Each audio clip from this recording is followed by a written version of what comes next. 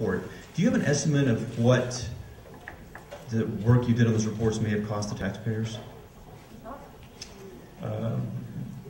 It's in the millions of dollars. I don't have the precise number, but I'm happy to get it for you. But it's in the high millions of dollars, I would guess. It would be in the high millions, I would guess.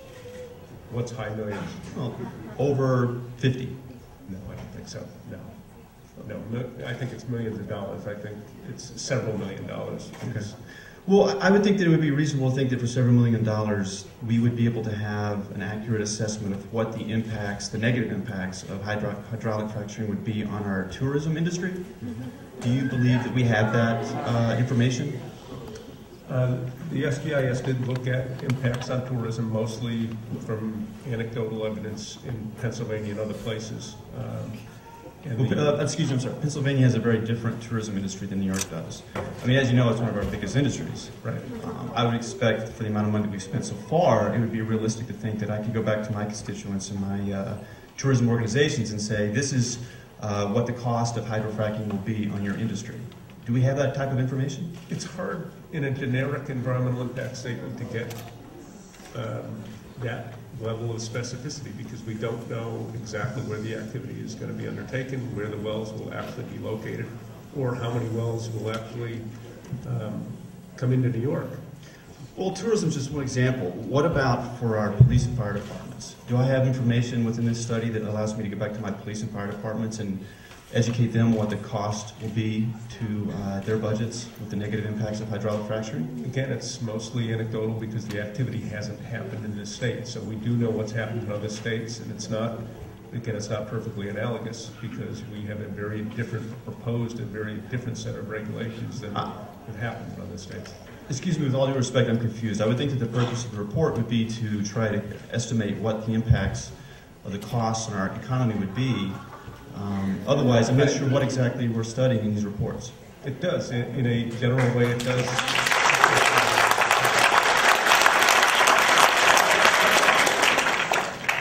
Well, I've read the reports, and it just seems that it glosses over a lot of these issues that I'm asking about. I am trying to find I appreciate your patience. Also, just in regards to the negative impact on our roads and highways, by reading these reports, there doesn't seem to be a way to calculate what the impact would be on the state's budget for repairing the highways and roads. Do you think that that information is important? Do you think that it might be forthcoming? Of course it's important. And if we had more specific information about the number of wells and where they were going to be actually located, then we could generate specific information. Well, I would think within the report you could maybe do some estimates saying if there were 10 wells in this part of the country, it might cost us this much to repair those roads. It seems like there would be reasonable ways to provide a variety of scenarios, but I just don't see those when I read the report. It seems to be glaringly missing. It is a generic environmental impact statement. It is not intended to generate specific activity because, once again, we don't know the specifics about how it will or if it will develop in New York. But there is a 251-page economic assessment report as a part of that, and only 7 pages of that really address any of the issues that I'm talking about right now. I appreciate your patience to answer these questions. I just have just one more question. Are we clear on exactly what chemicals are in the fracking water?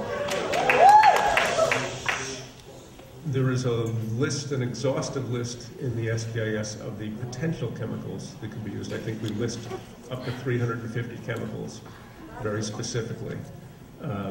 Since we haven't fracked a high volume well in New York, we don't know what they would use specifically in New York, but we require them to give us that both before and after a frack down.